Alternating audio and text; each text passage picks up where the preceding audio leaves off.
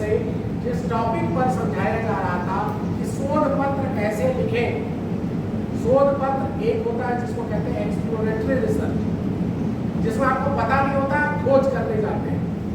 कोई एक जमीन है, इतिहास के विद्यार्थी हैं, आप गए, खोदना शुरू किए, उसमें से कुछ चीजें निकल रही हैं, आप परीक्षण कर रहे हैं, वो कह रहे हैं अच्छा ये हड़प्पा युग का है, ये मोहनजोदाड़ो युग का है, ये इतने साल पुराना है, ये ऐसा होगा। आपके this is the exploratory research. समझ में आया? यानी आप जाते हैं और कुछ भी खोज करते हैं। दूसरे को कहते हैं जो साइंटिफिक रिसर्च होता है कॉज एंड इफेक्ट, ऐसा करने पर क्या परिणाम निकलेगा, जो वैज्ञानिक रिसर्च होता है, जो साइंस वाले करते हैं। अगर किसी कुत्ते को केवल भात खिलाएं तो क्या होगा, मछली को पानी में से निकाल दें तो क्या होगा। मैं आपको फनी एग्जांपल दे रहा हूँ। साइंटिफिक रिसर्च ऐसे होता है ना, एक पदार्थ है, आप लोग अगर साइंस के विद्यार्थी होंगे तो कुछ है, उसमें कुछ 2 बूंद डाला, उसमें से धुआं निकल रहा है, पानी निकल रहा है, कुछ करता है ना। यानी वो क्या है, कॉज एंड कारण और परिणाम। आप देखते हैं कि ये जो कारण है तो उसका क्या परिणाम करता है। और तीसरा जो एक्शन रिसर्च को बताया। तो इसीलिए आपकी जो ये पूरी प्रक्रिया रिसर्च से रिलेटेड है, एज ए टीचिंग आपको लग रहा होगा कि क्यों कोचिंग, पीएचडी और रिसर्च का काम तो हायर स्टडी में होता है, हमको क्यों इसमें फंसाया जा रहा है। वो इसलिए फंसाया जा रहा है क्योंकि आपके लिए ये सीखना जरूरी है, क्योंकि भविष्य के अगर आप टीचर बनेंगे और आपके अंदर ये कौशल विकसित नहीं हुआ तो आप कभी भी प्रभावी शिक्षक नहीं बन पाएंगे, किसी भी समस्या का समाधान आप नहीं कर पाएंगे, क्योंकि हर ह्यूमन बिहेवियर के पीछे कोई ना कोई कारण होता है। और उस ह्यूमन बिहेवियर की स्टडी करने के लिए आपको रिसर्च की एक सही प्रक्रिया का ज्ञान जरूरी है। अब आते हैं हम टॉपिक पर। आपको रिसर्च करने आता होगा, हम ये मान के चल रहे हैं, समझ में आया? रिसर्च कैसे करते हैं ये 6 दिन में उसकी अलग अलग चीजों को आपने सीख लिया होगा।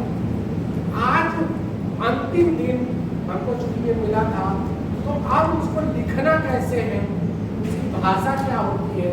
एक शोध पत्र आप लिख रहे हैं, आप एक डिसर्टेशन लिख रहे हैं, आप एक थीसिस लिख रहे हैं, आप एक प्रोजेक्ट का रिपोर्ट लिख रहे हैं, कुछ भी अगर आप लिख रहे हैं तो उसकी भाषा कैसी होनी चाहिए।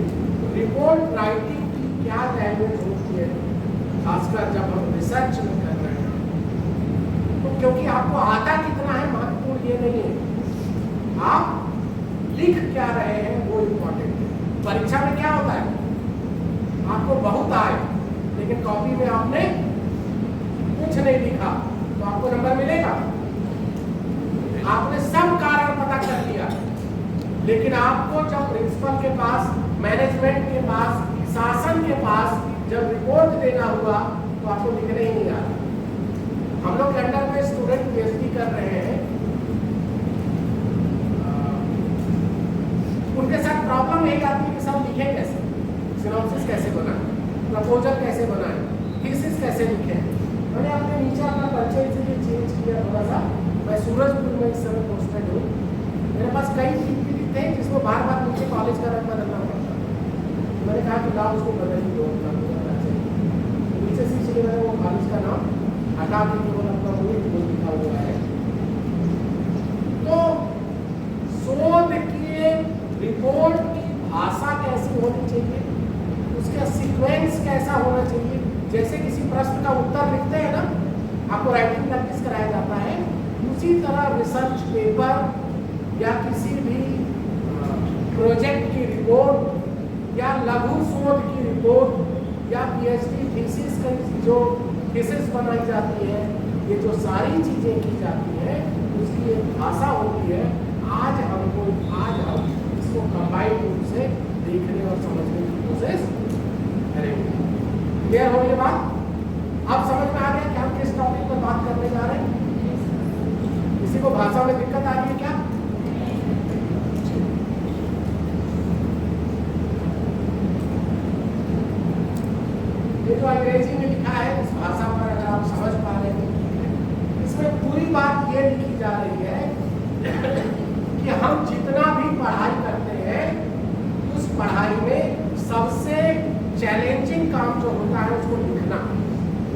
आपको कहा जाए, आज के इस मोबाइल के युग में सबसे ज्यादा खराब अगर किया है तो लेखन प्रक्रिया का खराब किया है।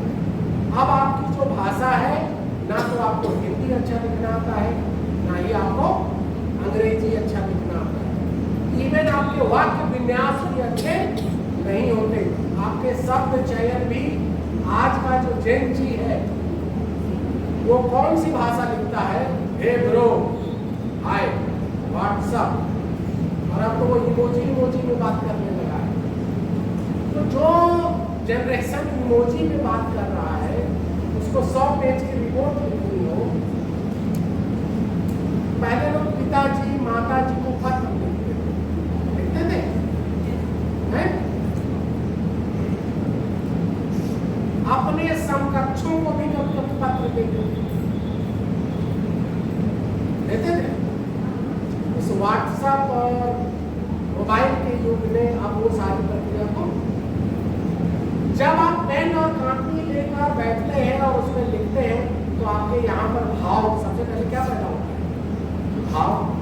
भाव के बाद मन में विचार, फिर उस विचार को कन्वर्ट करते हैं आप शब्दों में, फिर शब्दों को आप वाक्यों में पिरोते हैं, इसके बाद आप उसको लिखते थे, फिर आप उसको पढ़ते थे, और पढ़ने के बाद मिलाते थे। जो हम सोच रहे हैं क्या हम वही लिख रहे हैं या कुछ और होता है ना? कभी कभी क्या आपको नहीं लिखता कि हम जो उत्तर लिखे हैं कॉपी में, लिखना तो कुछ और चाह रहे थे, लिख दिए कुछ और, होता है सर? क्योंकि वो चैलेंजिंग काम है। हम जो सोच रहे हैं उसको लिख पाए, ये चैलेंजिंग टास्क है।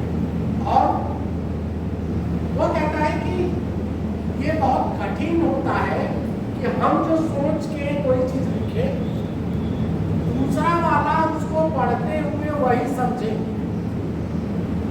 एक लेखक क्या चाहता है कि हम जो लिख रहे हैं वही पाठक उसको, कोई भी फिल्म हिट कब होती है या कोई किताब बहुत फेमस कब होता है? जब वो डायरेक्टर या लेखक उस फिल्म को बनाता है या उस किताब की रचना करता है, पाठक उसको पढ़ता है, तो उसमें उस भाव में बढ़ जाता है, भाव विभोर होके अपने आप को वैसा ही सोचना शुरू कर देता है। तब उसको लगता है कि ये तो लग रहा है मेरी कहानी है। क्लियर है?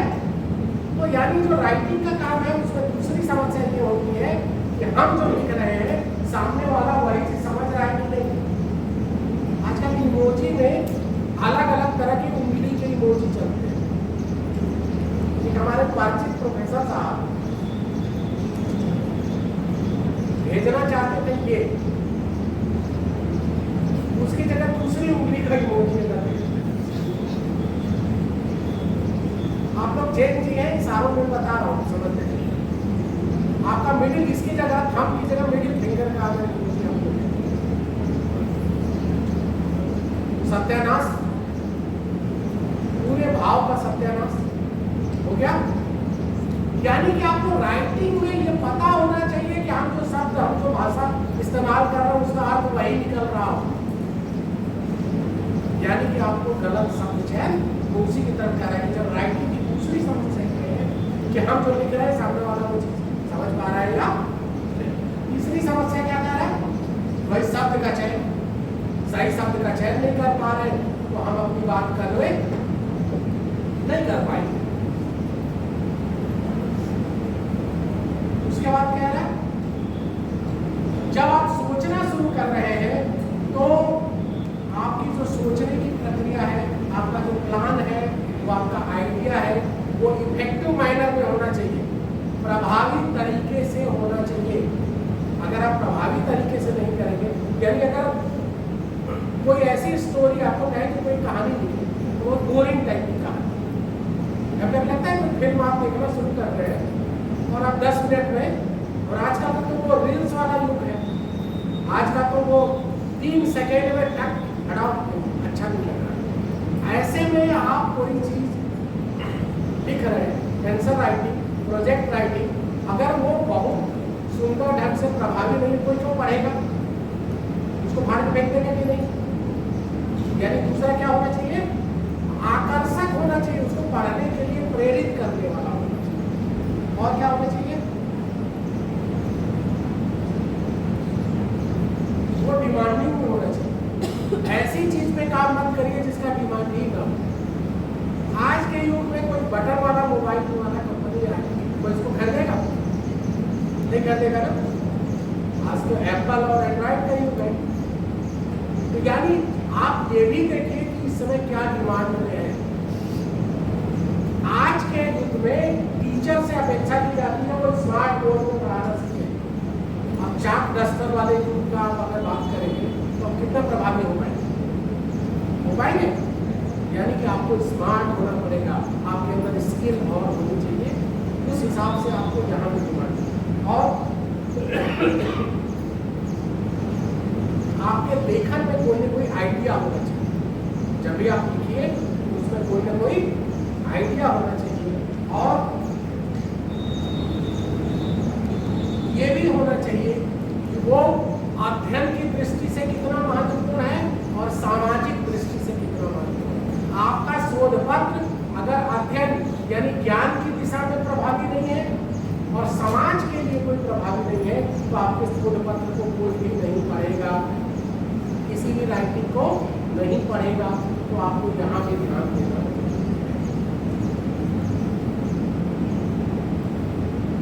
किसी भी रिसर्च पेपर को, रिसर्च रिपोर्ट को लिखने के पीछे जब हम कम्युनिकेट करते हैं तो उसके पीछे हमारा पर्पस क्या होता है, उद्देश्य क्या होता है? हमारा उद्देश्य क्लियर होना चाहिए। आपको लेसन प्लान बनाते हैं ना, लेसन प्लान में ऊपर लिखते हैं ना, क्या लिखते हैं?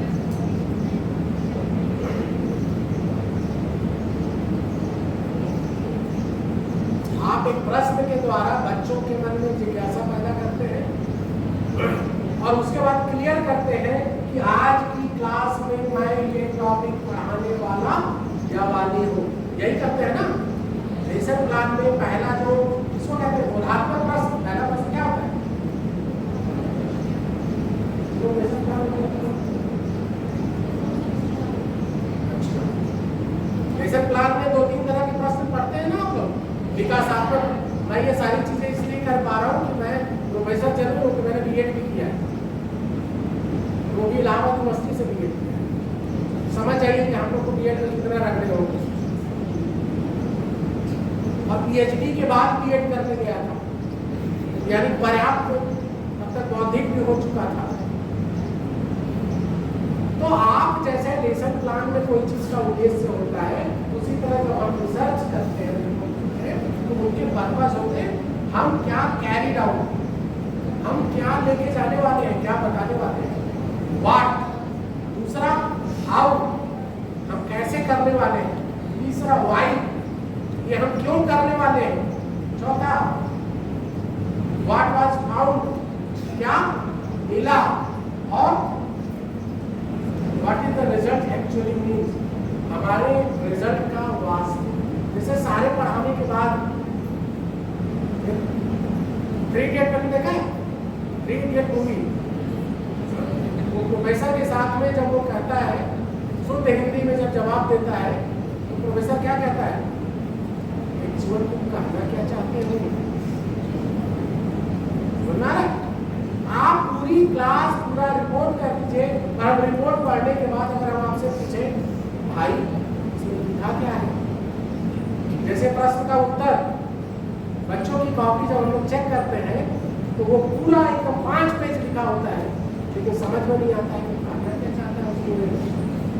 तो आप पूरे रिसर्च पेपर में क्या, क्यों, कैसे तो बता ही नहीं पाएंगे तो काहे का रिसर्च पेपर। क्लियर है? तो यानी आपको क्या करना चाहिए, आपका पर्पज, आपका उद्देश्य एकदम क्लियर होना चाहिए। इसमें कहा गया है जो हमारे रिसर्च फाइंडिंग्स होती है, शोध के जो निष्कर्ष होते हैं वो हमारे गोल से मिले होने चाहिए। हमारा उद्देश्य, जैसे आपका टीचिंग प्लान जब लिखते हैं तो लास्ट में लिखते हैं ना जब आखिरी में बच्चों से प्रश्न पूछा जाता है और उस प्रश्न का उत्तर अगर बच्चे दे लेते हैं तो आप मान लेते हैं कि आज हमारा शिक्षण का उद्देश्य सफल रहा। होता है उसी तरह यहाँ होता है। तो क्या बोर तो नहीं हो रहा? मजा आ रहा है? ये कहो 60 में तेजी से पढ़ा के खत्म कर है कुछ नई चीजें सुनने को मिल रही कि 6 दिन वाला कैसा है, कुछ नया है।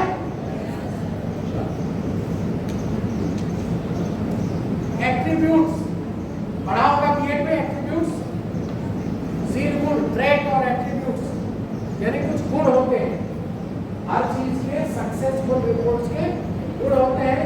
वो क्या होता है? वो शो करता है एक रिसर्चर के नॉलेज को, उसके ज्ञान के क्षेत्र को, उसके रिलेवेंस फील्ड को। यानी आपकी जो रिपोर्ट है वो बताती है कि आपकी कितनी क्षमतावान है। आपका रिसर्च पेपर जितना अच्छा होगा वो रिसर्चर की क्षमता को बताता है। दूसरा, आपने उसमें जो मेथोडोलॉजी यूज किया है, शोध की प्रविधि जो यूज की है, जो टेक्निक यूज की है, आप उसमें बताते हैं कि इस टेक्निक का लिमिटेशन कितना है। अगर हम इसका प्रयोग दूसरी जगह करेंगे कोई जरूरी नहीं कि उसका रिसर्च का रिजल्ट वही आए। तो आप यानी रिसर्च मेथोडोलॉजी को क्लियर करते हैं। और कंट्रीब्यूशन टू नॉलेज, हर शोध बताता है कि ज्ञान के क्षेत्र में आपने नया क्या किया, आपने नया क्या बताया। और आपकी ओरिजिनलिटी को बताता है, आपने कहीं से कॉपी पेस्ट नहीं किया है, आपका ओरिजिनल रिसर्च पेपर है, ये होना चाहिए। और आपकी एबिलिटी और कम्युनिकेशन की क्षमता को बताइए। जो रिपोर्ट होती है सबसे पहले तो क्लैरिटी हो, यानी उसमें कोई भी चीज कंफ्यूजन नहीं होना चाहिए, कोई भी ऐसा वाक्य ना होना चाहिए कि जिसका कोई मतलब नहीं कर रहा, यानी क्लियरिटी हो, प्रिसाइज हो, यानी बहुत ज्यादा विस्तार हो या बहुत ज्यादा कम हो, जितना जरूरत हो उतना ही लिखा होना चाहिए। और एप्रोप्रिएसी यानी कि इतना होना चाहिए कि एकेडमिक, केवल एकेडमिक के लिए ना हो, बल्कि जो एकेडमिक के बाहर की भी लोग हैं वो भी उसको पढ़ के पूरा समझ सके। और एक कंप्लीट होना चाहिए आपका जो रिसर्च पेपर है, वो उसका जो एम्फेसिस हो यानी उसका जो प्रभाव है वो कंप्लीट होना चाहिए। फिर ऑब्जेक्टिविटी होना चाहिए, यानी वस्तुनिष्ठता होनी चाहिए, आपके अंदर कोई बायसनेस ना हो। जब हम रिसर्च करें तो जात, धर्म, संप्रदाय, लिंग, भाषा, क्षेत्र, इन सब के प्रभाव में आए बिना आपकी ऑब्जेक्टिविटी होनी चाहिए, यानी जो है आप वही लिखिए, आप किसी के प्रभाव में आकर मत लिखिए। और फेयरनेस यानी ईमानदारी होनी चाहिए, आप फेयर हो अपने काम में। क्लियर है? एक स्ट्रक्चर क्या होता है? ये जो रिपोर्ट है वो एक रिसर्च पेपर का स्ट्रक्चर होता है। उसमें पहला क्या होता है? इंट्रोडक्शन, प्रस्तावना। कोई भी रिसर्च पेपर या रिपोर्ट होती है उसकी शुरुआत किससे होती है? प्रस्तावना होना पहला ही भाग क्या होता है? प्रस्तावना में क्या होता है? हमको क्या होना चाहिए? प्रस्तावना में एक चीज क्लियर होना चाहिए कि पढ़ने वाले को तुरंत पता चल जाए कि यह जो पूरा पेपर है वो किस समस्या पर लिखा गया है। अगर आपके प्रस्तावना में ये बात क्लियर नहीं है कि ये जो आगे का पूरा विस्तार है वो किस चीज पर लिखा गया है, तो आगे कोई भी पाठक उसको नहीं पढ़ेगा। चाहे प्रश्न का उत्तर अगर लिख रहे हो तो जो पहला पैराग्राफ होता है, अगर आपने वो प्रभावी नहीं लिखा कि आगे हम क्या क्या चीज बताने वाले हैं, तो कोई भी टीचर उसको पढ़ने की जरूरत नहीं उठाता, लाल पेन से काटेगा और आगे बढ़ जाएगा। क्लियर है? तो इंट्रोडक्शन में सबसे पहले तो प्रॉब्लम बता देना चाहिए। दूसरा ये है क्लियरिटी होनी चाहिए कि आप उस समस्या को कैसे डील करने वाले हैं, उस समस्या को आगे कैसे सॉल्व करने की कोशिश करेंगे, और इस स्टडी का स्कोप क्या है। हम जो ये लेखन कार्य कर रहे हैं, इसकी प्रासंगिकता कहाँ है, किन लोगों के लिए प्रभावी है, ये भी इंट्रोडक्शन में आना चाहिए। और दूसरा, एक स्ट्रक्चर बना के आपको उसको बताना चाहिए कि इस समस्या के समाधान को हम कैसे अचीव करें। यानी कि कोई भी चीज का प्रस्तावना, चाहे वो प्रश्न का लिख रहे हो, चाहे निबंध का लिख रहे हो, चाहे आप थीसिस का लिख रहे हो, या चाहे रिसर्च पेपर का लिख रहे हो, उसके प्रस्तावना में क्या क्या चीजें आनी चाहिए वो आपको बताया गया।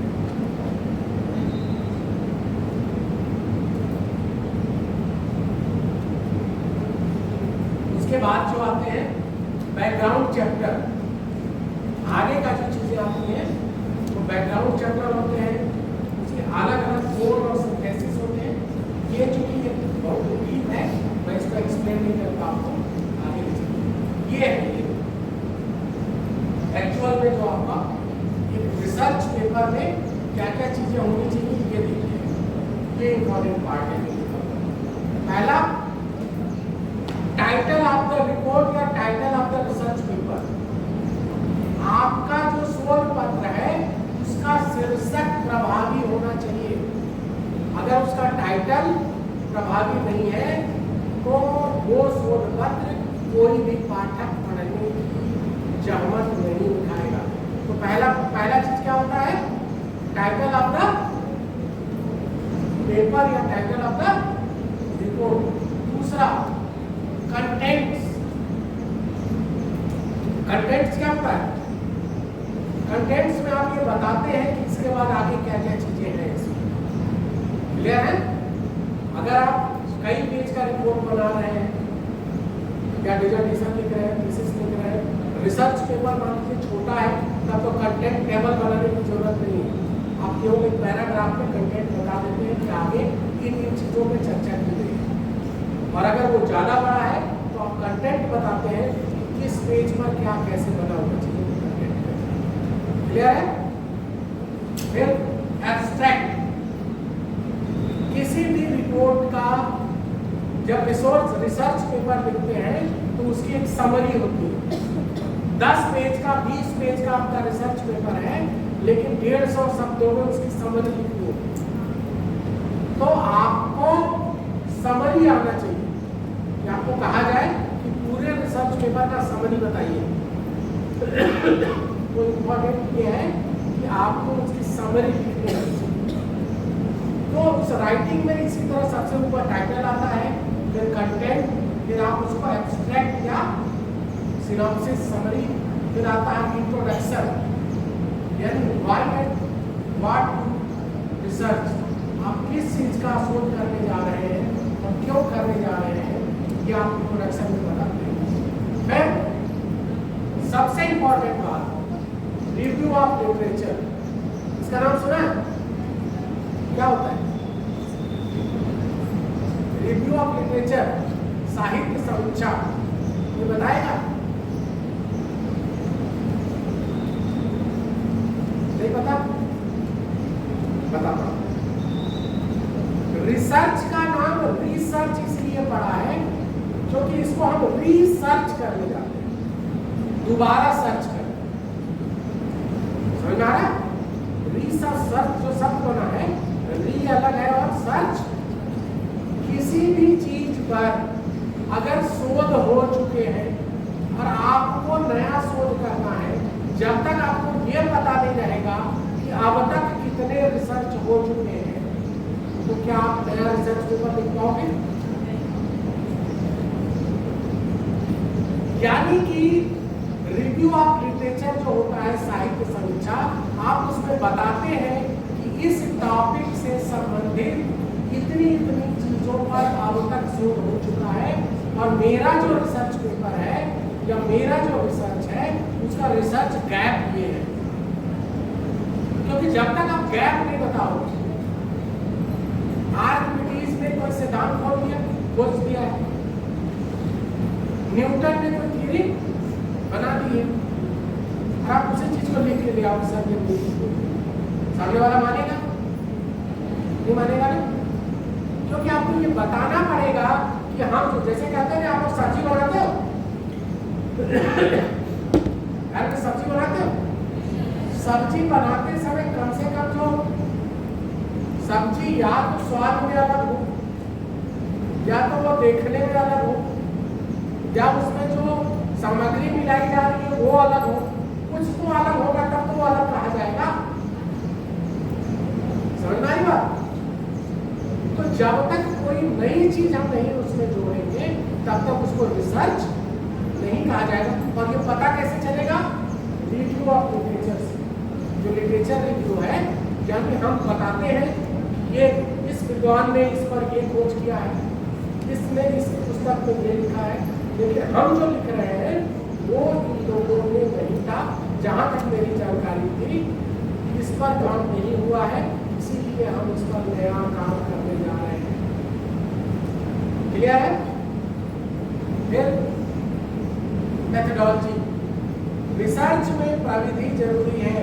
सामान्य लेखन और शोध लेखन में अंतर यह है कि बाकी जिसको जो समझ में आए लिख के चला जाता है, लेकिन जब रिसर्च पेपर आप लिखते हैं तो उसमें एक मेथडोलॉजी का पालन करना जरूरी है कि आपने वो रिजल्ट कैसे निकाला, कौन सा परीक्षण किया, कहाँ से आपको सबूत मिले, आपके जो रिसर्च आ रहे हैं, इस समस्या के समाधान के लिए कौन सा साधन आपने इस्तेमाल किया है, वो तरीके आपको बताने पड़ेंगे।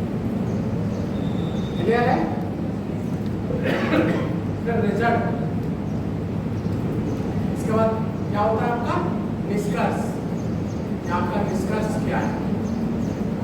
इसके बाद आते हैं डिस्कशन, यानी परिचर्चा होती है जिसमें आप बताते हैं कि मेरा जो रिजल्ट है वो किससे सिमिलर है, किसी और विद्वान के रिजल्ट से, किससे डिफर कर रहा है, ये तमाम आप चर्चाएं करते हैं।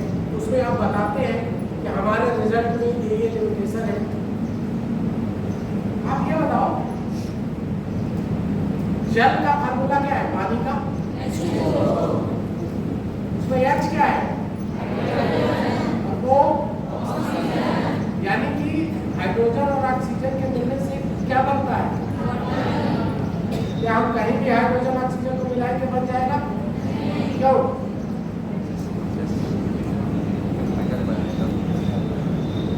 क्यों?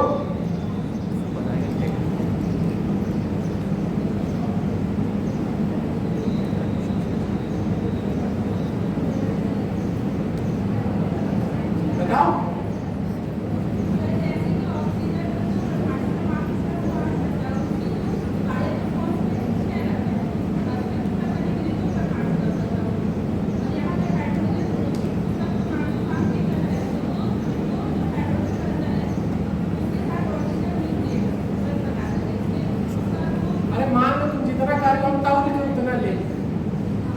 जितना हाइड्रोजन कार्य ले लिया, जितना ऑक्सीजन कार्य हो मिला के बन जाएगा।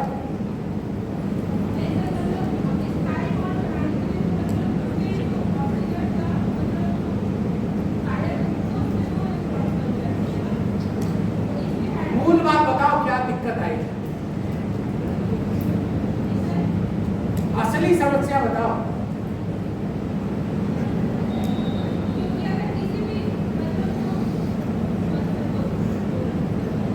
क्या कहना चाह रही हूँ मैं क्लियर कर दूं। किसी भी साइंटिफिक रिएक्शन को पूरा होने के लिए वो इन्वायरमेंट होना चाहिए, उतना टेम्परेचर, उतना दाब और भी चीजें जो क्लाइमेट होती है, यानी जब तक वो सारी चीजें उतना कंसंट्रेट नहीं होगा, ये दोनों चीजों को मिलने से जल, जैसे अगर एक बीज है जमीन में लगाते हैं तो वो पौधा पेड़ बनेगा, लेकिन किसी मूसर बंजर जगह जाके लगा दोगे तो बनेगा नहीं, बनेगा ना। यानी कि परिस्थितियां निर्भर करती हैं बहुत सारे रिजल्ट को आने के लिए। आप उसी डिस्कशन में ये बताते हैं कि हमारा जो रिसर्च है, हमने जो शोध पत्र लिखा है, उसमें ये सारी कंडीशन है, ये कंडीशन था तो मेरा रिजल्ट आया। हम अंबिकापुर में रिसर्च किए हैं तो ये रिजल्ट आया है यहाँ के बच्चों का। अगर दिल्ली के बच्चों पर रिसर्च करेंगे हो सकता है वहाँ रिसर्च कुछ और आए। क्लियर है? क्योंकि जगह और परिस्थितियाँ, यहाँ के किसी स्टूडेंट को अगर हम डांट दें पनिशमेंट कर दें, वो ज़्यादा से ज़्यादा सुन लेगा, सह लेगा, या बाहर जाके तो अपना रिएक्शन देगा। हमें अपेक्षा करते हैं कि वहाँ हमारे सामने रिएक्शन नहीं करेगा कॉलेज में या यूनिवर्सिटी में। लेकिन हरियाणा और राजस्थान में अगर हम वो बिहेवियर उनसे कर दें तो जरूरी ऐसा नहीं है कि वो समान व्यवहार करें। हो सकता है बाहर निकलने को चाकू मार या बम मार। समझ में आ रही बात? यानी जो ह्यूमन बिहेवियर है वो समय काल परिस्थिति में बदलता रहता है। उसी तरह हमारे जो रिसर्च के कंक्लूजन है वो भी चेंज होते रहते हैं फर्दर, अगर वो पूरे पर्यावरण में बदला जाए तो आप डिस्कशन करते हैं। इसके बाद रिकमेंडेशन करते हैं, बताते हैं ये निष्कर्ष किन लोगों के लिए प्रभावशाली होगा। इसके बाद आप रेफरेंस लिखते हैं। रेफरेंस मतलब वो लिखता है, किताबों में देखा है वो double inverted comma, single inverted comma में कोटेशन लिखे होते हैं और नीचे लिखा होता है कि किस किताब से लिया गया है, उसी को कहते हैं रेफरेंस। रिसर्च पेपर में आप अगर कोई भी बात लिख रहे हैं तो आपको रेफरेंस बतानी पड़ेगी कि ये जो बात लिख रहे हैं वो किस पुस्तक में लिखा है, किस विद्वान ने कहा है। आपकी मर्जी से वो बात मानी नहीं जाएगी, यानी रेफरेंस होना चाहिए। और बिब्लियोग्राफी होनी चाहिए कि आपके टॉपिक से रिलेटेड और कितनी पुस्तकें हैं जिनको पढ़ा जाना जरूरी है। यानी एक रिसर्च पेपर में स्ट्रक्चर में, उसकी बॉडी में ये सारी चीज़ें होनी चाहिए। Title of the research topic या title of the report, contents, abstract, introduction, literature review, methodology, result, discussion, conclusion और रिकमेंडेशन। अगर मैं हिंदी में कहूँ तो शीर्षक, कंटेंट को क्या करते हैं, हिंदी में क्या करते हैं, विषय सूची, विषय सूची, एब्स्ट्रैक्ट यानी संक्षेपिका, इंट्रोडक्शन मतलब भूमिका, रिव्यू ऑफ लिटरेचर मतलब साहित्य समीक्षा, मेथडोलॉजी यानी शोध की प्रविधि, और रिजल्ट यानी निष्कर्ष, डिस्कशन यानी चर्चा, और रिकमेंडेशन मतलब सुझाव। आप एक शोध पत्र जब भी लिखते हैं तो उसकी बॉडी में कितनी चीजें आनी चाहिए। समझ में आया? किसी भी पेपर को जब आप राइटिंग करने जाते हैं, यही ना आप सीख रहे हैं 6 दिन से कि रिसर्च पेपर कैसे लिखे। तो किसी भी रिसर्च पेपर की बॉडी में कितनी चीजें अनिवार्यता होनी चाहिए। अगर इतना टाइटल उसमें नहीं है तो मतलब आपका मिसिंग है, कोई एक बात जो आप मिस कर रहे हैं। अब तक बात समझ में आई? किसी को कोई बात अगर समझ में आई?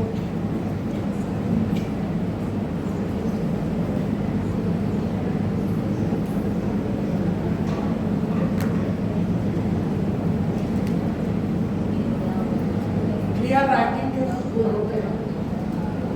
मैंने बताया था कि जो ट्रेड होता है क्लियर राइटिंग किसको कहते हैं। स्पष्ट लेखन क्या है? पहला, शब्दों का चयन सही होना चाहिए, यानी आप सही शब्द का इस्तेमाल करिए।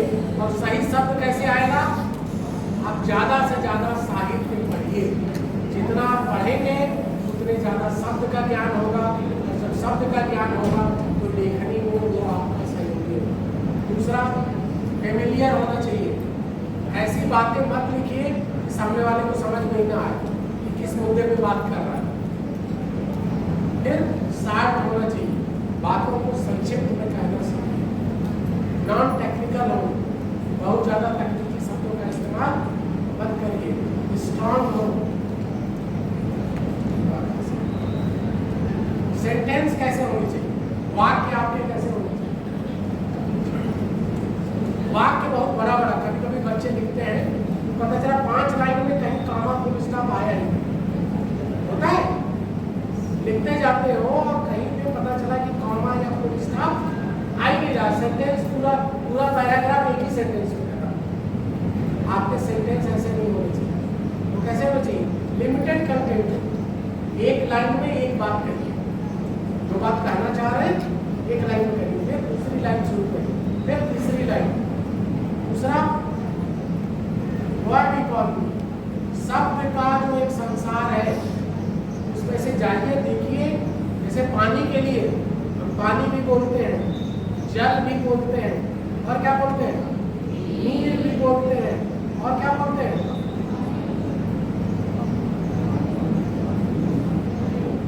मंदिर में हम क्या करते हैं, जल चढ़ाते हैं, और क्या पीते हैं, दोनों का चयन अलग अलग हुआ ना। उसी तरह आपको भी शब्द का चयन होना चाहिए कि किस शब्द का प्रयोग कहाँ करें, कौन शब्द ज्यादा प्रभावी होगा। और एम्फेसिस, वही तो प्रभाव की बात कर, यूनिटी, आपका जो सेंटेंस हो वो यूनिटी में होना चाहिए। ये नहीं कि बात शुरू किए कुछ और खत्म किसी और चीज पर, वो आपस में यूनाइट होना चाहिए। और अरेंजमेंट होना चाहिए प्रॉपर, संज्ञा सर्वनाम क्रिया क्रिया विशेषण जहाँ हो वही होना चाहिए। आजकल हिंदी और अंग्रेजी के लेखन में बच्चे भूलते जा रहे हैं कि अंग्रेजी का ग्रामर अलग होता है और हिंदी का अलग, हिंदी के वाक्य अलग बनते हैं और अंग्रेजी में अलग। तो आपको ये पता होना चाहिए कि अगर हिंदी में लिख रहे हैं तो वो उसका अरेंजमेंट कैसा होगा, और अगर अंग्रेजी में लिख रहे हैं तो उसका अरेंजमेंट कैसा होगा। सेंटेंस में ये ध्यान देना है। पैराग्राफ, सेंटेंस के बाद क्या होता है, पहले शब्द, कई शब्द मिलके क्या बनते हैं, सेंटेंस, और कई सेंटेंस मिलके क्या बनते हैं, पैराग्राफ। पैराग्राफ कैसे होना चाहिए, यूनिटी, एक पैराग्राफ में एक ही विषय को डिस्कस करिए। पैराग्राफ में ओवरलैपिंग नहीं होनी चाहिए, आपके पैराग्राफ सीक्वेंस में आने चाहिए। जो बात पहले आ रही है उसको पहले बताइए, जो बाद में आ रही है वो बाद में बताइए। यानी आपके पैराग्राफ सीक्वेंस में यूनिटी। शॉर्टनेस, पैराग्राफ जहां तक हो सके छोटे छोटे बनाइए, 2-3 पेज के एक पैराग्राफ नहीं होते। आदर्श स्थिति होती है कि एक पेज के अंदर कम से कम 2 से 3 पैराग्राफ हो, ताकि टीचर पैराग्राफ चेंज करके पढ़ता है। कोई भी जो रिसर्च है वो एक पैराग्राफ देखा, 2 लाइन पढ़ा, वो तुरंत चाहता है कि अगले पैराग्राफ में आए, ताकि आपको पता चल सके कि आपने नया क्या डिस्कस किया। और टॉपिक सेंटेंसेस, जिस विषय पर आपने लिखना शुरू किया है आपके पैराग्राफ उसी पर होने चाहिए। यानी कि बात है किसी और की, बात कर रहे हैं रामलीला की, वर्णन कर रहे हैं कृष्ण लीला। समझ में आ रहा है, रावण को बताते बताते उसमें कंस बताना चाहिए, समझ में आ जाएगा कि आप कहीं क्रिया की नहीं है, जिस चीज की आप बात कर रहे हैं उसी को लिखने में होना चाहिए। फिर कटिंग डिटेल्स, आपका जो कटिंग डिटेल्स का मतलब पैराग्राफ के बीच में जो डबल इन्वर्टेड कॉमा में बीच में लिखते हैं ना, ये कथन किसका है, लिखते हैं ना, आपने देखा है, तो वो आपका डिटेल पता होना चाहिए। उनके लेखक कौन है, किस पुस्तक के किस पेज पर किस प्रकाशक ने उसको लिखा है, वो डिटेल्स होना चाहिए। और मूवमेंट होनी चाहिए, यानी आपके पैराग्राफ में गतिशीलता होनी चाहिए। ये बात समझ में आनी चाहिए कि बात आगे बढ़ रही है, कुछ नई चीजें आगे आ रही है। पैराग्राफ में आपकी ये होनी चाहिए। आप प्लान कैसे करेंगे, अब आते हैं प्लानिंग पर। रिसर्च पेपर आपको लिखना है, वो मैं पहले बता दिया हूँ, वो ऊपर है।